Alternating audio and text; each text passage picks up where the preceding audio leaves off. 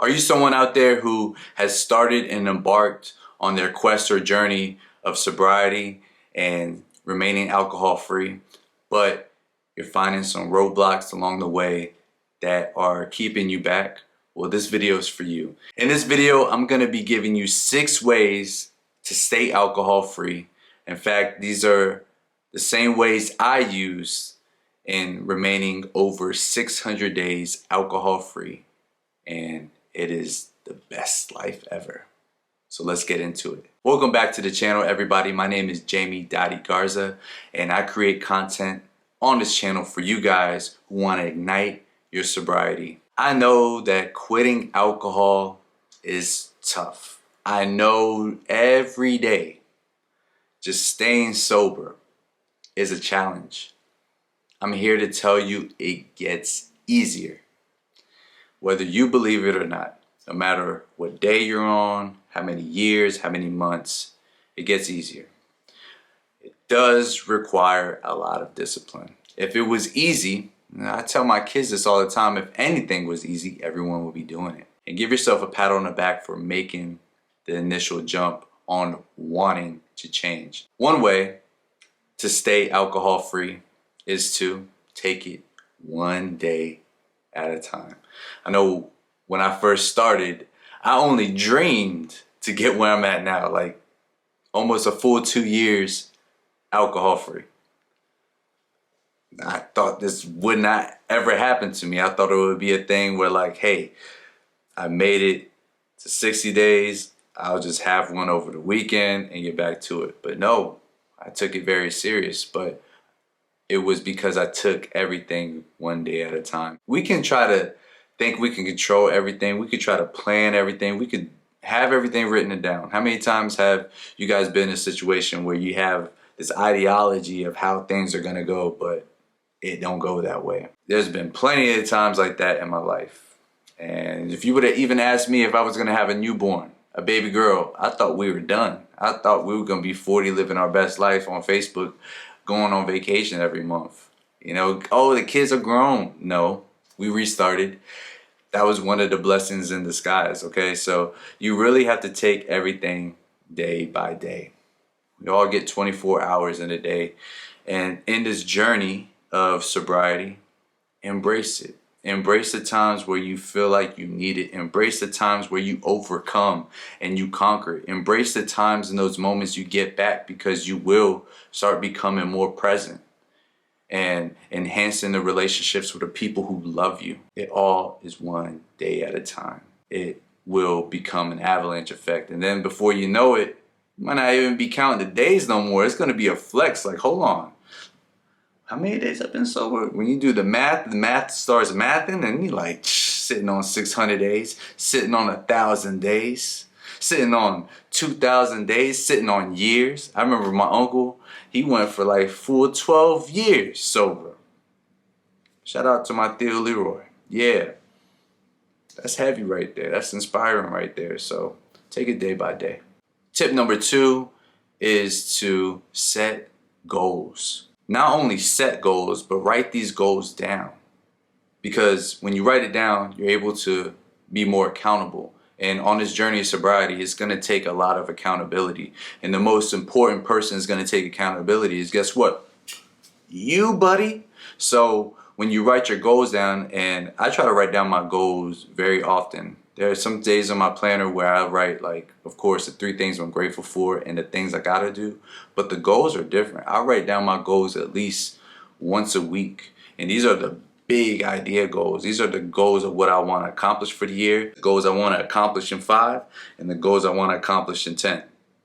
And I do this weekly because it keeps me on track. If there is ever a time where I felt like, oh, let me go ahead and take one drink, immediately, psychologically in my mind, I know exactly what I want. I know exactly what I want to achieve, and it's just going to convict me.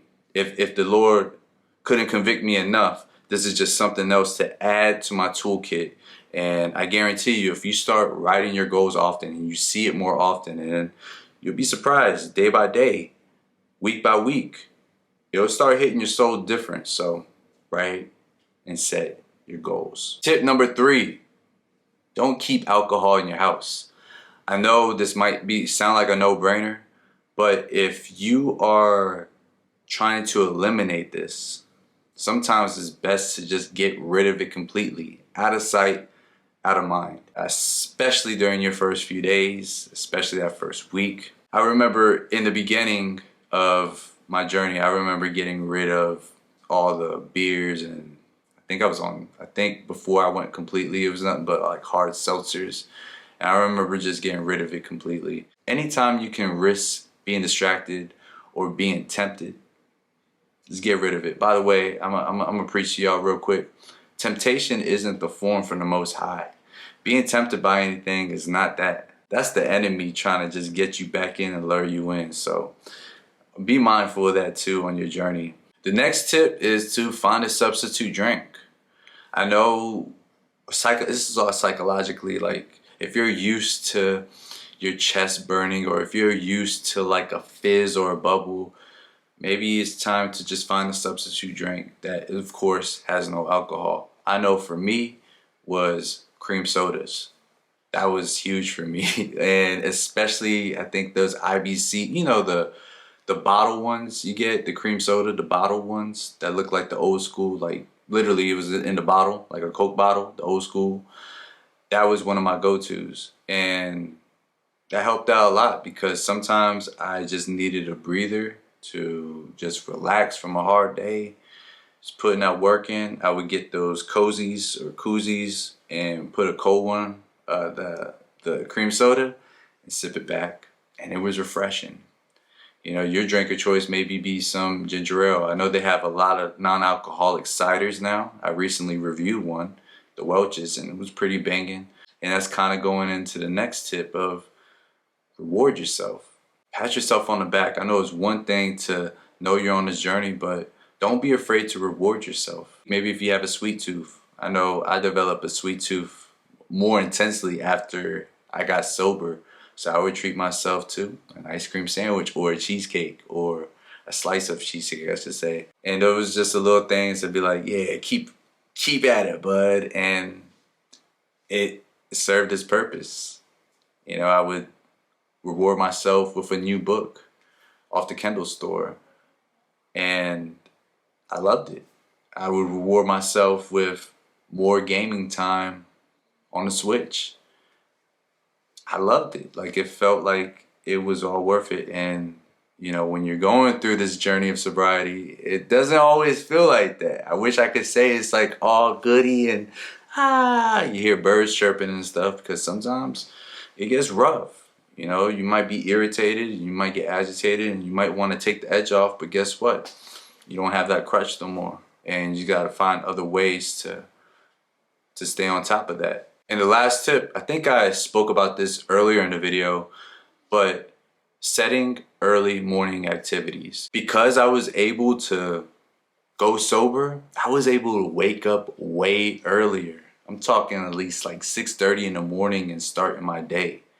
And it's so peaceful during that time. See, when I used to drink a lot, right, I used to stay up late. I used to stay up to like 2 or 3. And in my mind, I'm like, ha ha, everyone's asleep. But I'm being creative. Gulp, gulp, gulp, gulp. Let me go edit a music video. Let me draw. Let me edit this. Let me edit that. Let me create this. Let me create that. Or let me watch some old classic movies to get inspired. Like, little did I know the joke was on me, because I would go to sleep that late. And what was happening, I would get sick more. Because and the older I got even more sick. My health, you know, I was in my younger age, I didn't get sick as often. But the older I got, the more prone I was to, and I got kids now, so them kids germs hit different, yo. So this is not a good look for me. But what was happening was I would stay up late and then I would want to sleep in. You know, I had kids and stuff, so I had to wake up earlier. And then I'm in a cycle and I can't break the cycle and get ahead, and I'm aggravated and I'm this and I'm that. So when I was able to be sober, I've been able to start my days at 6:30, hear and enjoy the peace around, take that walk when nobody's out there and the sun's coming up, birds are chirping, you smell nature. I'm able to journal every day, write my thoughts out. I'm able to set my day, and that way by 9 a.m., right?